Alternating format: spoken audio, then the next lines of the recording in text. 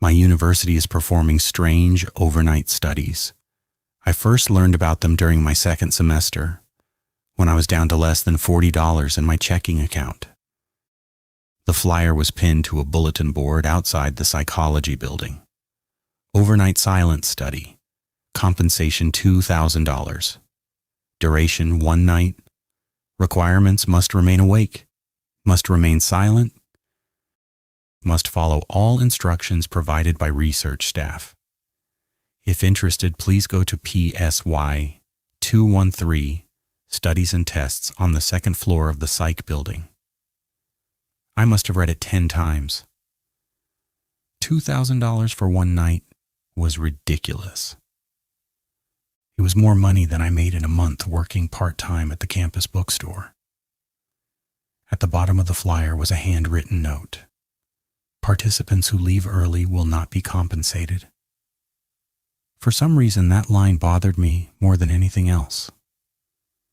Not because I would leave earlier, but because whoever added that in felt like people would want to leave. My empty wallet is what finally made up my mind. Taking the flyer in my hand, I entered the building and headed to the second floor. On the other side of the door marked PSY 213 was a small waiting room with a handful of chairs, and at the far side of the room was a hallway, guarded by a small desk. Sitting behind the desk was a young woman, not much older than me. As I entered, she looked up and smiled. "Hello?" she said pleasantly. "Can I help you?" Yes," I said as I walked up to the desk. I was actually wondering if there is still time to sign up for this. I slid the flyer across the desk to her.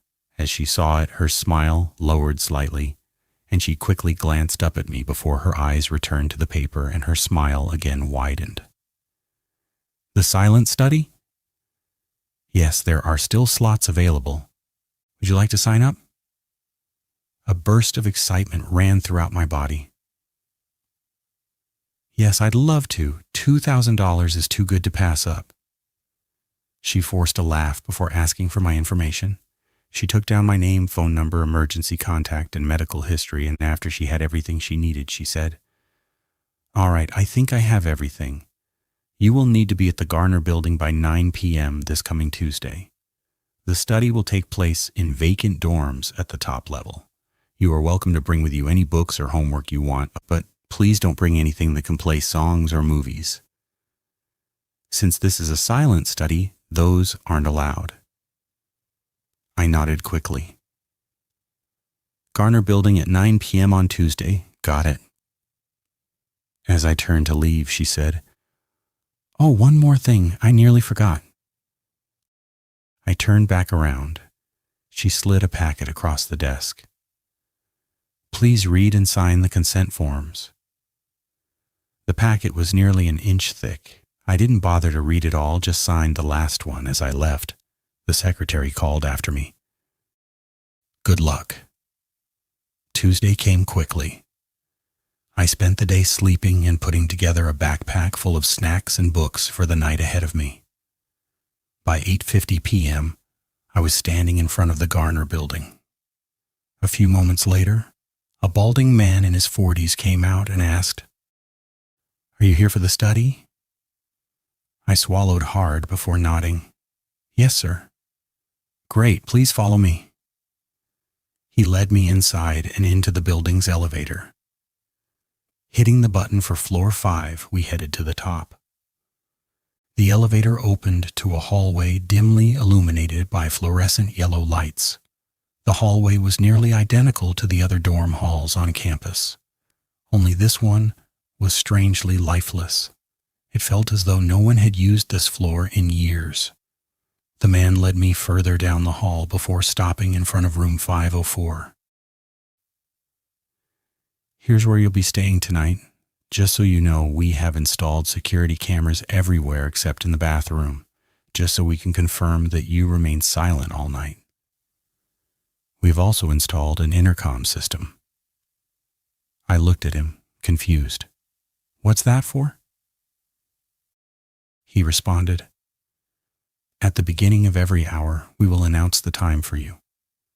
If everything goes well, this will be the only voice you hear all night.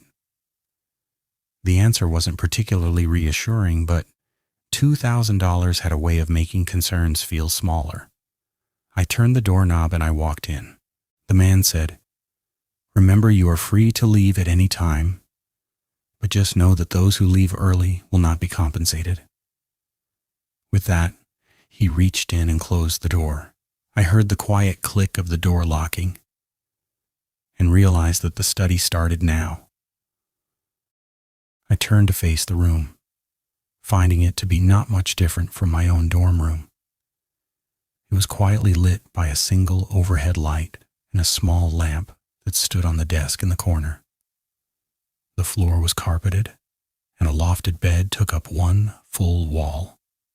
Beneath it was a small reading chair and a mini fridge. Across from the bed was a full-size wardrobe and a poster of a cat hanging on a branch, with the phrase, "Hang in there." The outside wall was home to a large window that granted a view of the courtyard.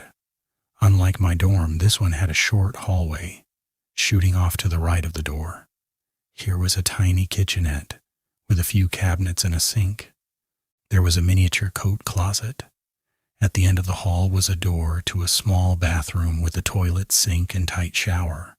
Instinctively, I opened my mouth to comment on the room before remembering I wasn't supposed to speak again until morning. Taking the backpack off my back, I pulled out one of the books and took a seat in the chair. The first hour was boring. I didn't leave the chair, nor did I put down the book. I jumped an hour later when a loud, monotone voice broke through the silence. "It is now 10 p.m. I released a breath I hadn't realized I was holding. Rebuked myself in my head for so quickly forgetting about the intercom before returning to my book. At 10:30, I needed a break from reading. The words on the page were starting to hurt my eyes. Standing up, I stretched and began to absent-mindedly examine the dorm. I opened all the cabinets in the kitchenette, but only found a few cups and bowls. I stared out the window, watching my fellow students come and go. Then I went to the bathroom and opened the closet, which was empty except for a single winter jacket. Finally, I opened the wardrobe, and as I did, a crumbled piece of paper fell to the ground. Seeing that something was written on it, I picked it up, and here's what it said. "If you found this, read it before midnight. The researchers won't tell you everything. Stay silent. Not don't talk. Stay silent. The researchers are studying what happens when nobody speaks. Do not interfere with the observation. If another participant enters your room, do not acknowledge them. Participants are assigned one room each. If the intercom asks you a question, the study has ended. Leave immediately. The hourly announcements should only happen on the hour. If the intercom speaks at any other time, cover your ears and do not listen to what it says. Do not look into the hallway between 1:13 a.m. and 1:20 a.m. If someone knocks 3 times, ignore it. But if someone knocks 4 times, move away from the door immediately. If you hear crying from the bathroom, do not investigate. If the lights go out, close your eyes and count to 100. If you see someone standing in the courtyard, staring at your window, close the blinds and do not open them for 2.5 hours. At some point during the night, you will hear your own voice. It will ask you a question. Do not answer. If the intercom announces, "It is now 3:07 a.m., hide in the coat closet until another announcement is made.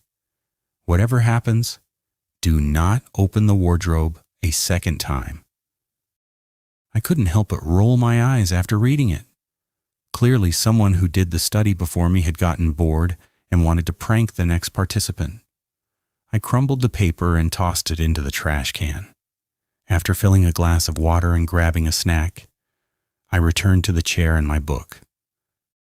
I glanced up from my book at 11 when the intercom announced, It is now 11 p.m. I scanned the room slowly. After 2 hours of silence, I felt like the room itself had grown louder. Every squeak and groan of the building felt far louder than it should be. After glancing around the room a few times, I returned to my book. Around 11:40, I started feeling drowsy, so I stood up and did some jumping jacks and ran in place for a while to get the blood flowing. I was on the toilet when the clock struck midnight. The intercom declared, "It is now 12 a.m. I finished in the bathroom and returned to my book. I nearly jumped out of my skin when 20 minutes later at 12:20 a.m., the intercom said, "Participant 3 is now reading a book."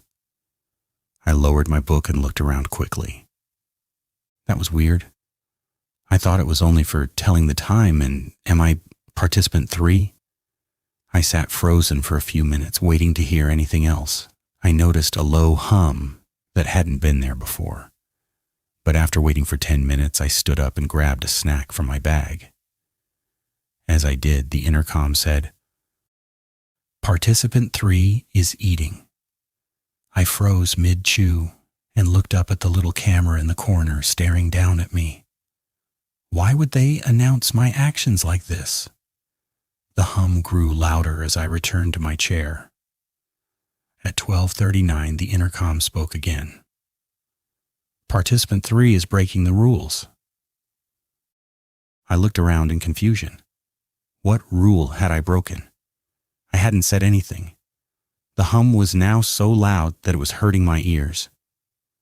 5 minutes later, at 12:44, the intercom announced, "Participant 3 is going to die." Panic filled my mind as the hum grew painfully loud. It felt like my brain was going to explode. But in that moment, I remembered the note I had thrown away. And rule number 4. I squeezed my hands over my ears. Even with them covered, I could feel vibrations radiating through my hands. But after a few moments, it stopped. Cautiously, I removed my hands from my ears, and everything was perfectly quiet again. The hum was gone, as if it had never been there. Sweat formed on my forehead as I moved to the trash can and unwrinkled the balled-up paper. I stared at the rules for several minutes, but then I heard the jiggle of keys and the sound of someone fumbling with a lock before I turned and saw the front door swing wide open. At the door stood a man who looked roughly my age. He had shaggy blonde hair, wore shorts and sandals, and a sweatshirt bearing the school's logo. There was a bag at his feet. He looked at me and smiled. "Hey man," he said, "guess we're going to be roommates." "What's your name?" "I'm Chris." I was too confused to answer, but he kept going.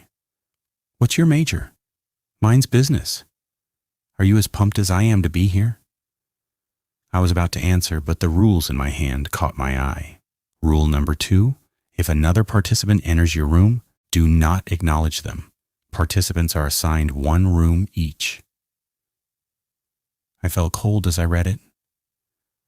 "What you got there?" the man asked, as he noticed the sheet in my hand. I lowered my eyes to the floor and didn't respond.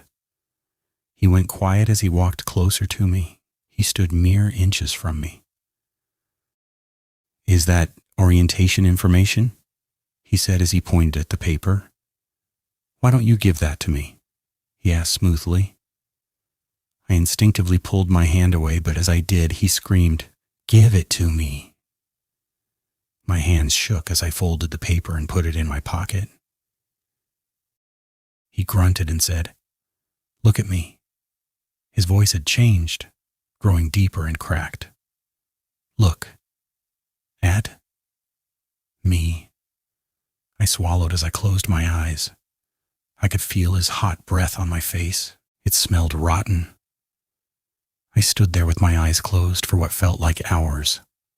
But when I opened them again, he was gone. The door was shut and locked. It was 12:57 a.m. I was a wreck. The rules in my pocket must be real, I wanted to leave. I wanted to get out of there and never come back. But after what I had experienced, I seriously doubted that I truly could leave. It felt safer to listen to the rules and make it through the night. After taking a few minutes to calm my nerves, I pulled out the rules and reviewed them. Rule number 5. Do not look into the hallway between 1:13 a.m. and 1:20 a.m. It was 1:05 a.m. I looked at the little hallway leading to the bathroom, wondering what could possibly happen there in 8 minutes. Whatever it was, I wouldn't be looking. The chair faced toward the door, and I could see the hallway from where it sat. So I turned the chair to face the window. As I did, I glanced out the window. There in the courtyard was a tall figure holding a single lit candle in its hand as it stared directly into the window. I couldn't tell how far away it was. I only knew it hadn't been there a moment ago. Without hesitation, I shut the curtains and set a timer for 2.5 hours. As I did, I felt the room become noticeably colder. The hairs on the back of my neck stood up as I heard the sound of dishes moving coming from the hallway. I didn't dare to even turn around. I couldn't risk seeing what was in the hallway. It sounded like someone was trying to cook a meal. I heard the sound of vegetables being chopped and a pot of water being boiled, even though the kitchenette I saw didn't have a stove. Every now and then, I heard someone trying to whistle a tune, but it was monotone and lacked any sense of music. At around the 6-minute mark, I heard a quiet, dry voice say to itself, need to get some rosemary. Then I heard heavy footsteps leave the hallway. They crossed the carpet slowly, one step, then another, then silence. Complete silence. I could no longer tell where it was. I was about to turn around when, directly in my right ear, I heard a mocking whisper. "You're still here, huh?" After that, I heard footsteps walk away and the sound of the door slamming. Slowly I turned around. It was 1:21 a.m. Everything was pretty quiet for a while. At 2:30, loud wailing came from the bathroom and lasted about 20 minutes. After it stopped, I cracked the bathroom door open. It was empty. Sometime after 3:20, I was getting pretty tired. The silence was making my eyes heavy, and right as I started nodding off, the lights went out. The darkness pumped adrenaline through my veins, waking me up. From the bathroom, I could hear a clicking sound. It sounded like a dog with long nails walking across a hardwood floor. It was getting closer. Remembering the rule, I squeezed my eyes shut and began counting to myself. 1, 2, 3, 4, 5. The sound was now right in front of me. 10, 11, 12, 13. The sound stopped, and directly in front of me I heard creaking bones. 20, 21, 22, 23. A cold, bony hand gently caressed the side of my face. I squeezed my eyes tighter. 30, 31, 32, 33. A raspy voice vibrated off of long dead vocal cords. "Just open your eyes." My throat went dry as I continued counting in my head. 45, 46, 47, 48. A damp, rough tongue licked the side of my face. 67, 68, 69, 70. Right as I hit 100, the lights flipped back on. Even through my closed eyes, the sudden brightness was a shock. I opened to see the empty room just the way I left it, though my cheek was still slightly wet. For the next 2 hours, I hid in the bathroom. I figured that since the only rule involving the bathroom had already happened, it was probably the safest place. I sat on the toilet lid waiting, hoping time would move faster. Near 5:15 a.m., I heard a quiet voice behind me. "You sure have been quiet for a long time?" It was my voice, not in my head, but in my ears. It was my exact voice, like I was listening to it on a recording. I tried to ignore it. "Why did you stop talking to Mom before she died?" I clenched my teeth. "How did it know about Mom?" It asked again. "Why did you stop talking to Mom before she died?" And again and again. From 5:15 till the sun rose, it asked the same question over and over again. I couldn't take it. I was near my breaking point when the sun peaked over the horizon. As it did, the voice stopped. Everything was quiet once more. Between sunrise at 7:30 and 8:30, nothing happened. I braced myself for the worst, for something terrible to jump out of the wardrobe. But nothing did. At exactly 9 a.m., the intercom announced, "It is now 9 a.m., the study is complete. Do you have any questions?" I immediately rose from the chair, grabbed my bag, and headed out the now unlocked door. By the elevator stood the same man from last night.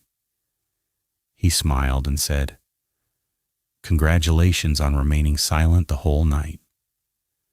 Your time has been very beneficial to our study." He handed me a check for $2,000 and what looked like a business card. "Here's your pay, and if you'd like to participate in any of our future studies, please call the number." I stared at him in silence. "Please follow me," he said, ushering me into the elevator. I decided to go home to my dad's for a while. I'm even thinking of transferring schools. I just can't be there right now. I'm writing this late at night while I'm lying in bed. I haven't spoken much since this all happened. I'm scared something will hear me. My clock just hit 3:07, and as it did, a cold mechanical voice just filled the room. "It is now 3:07 a.m.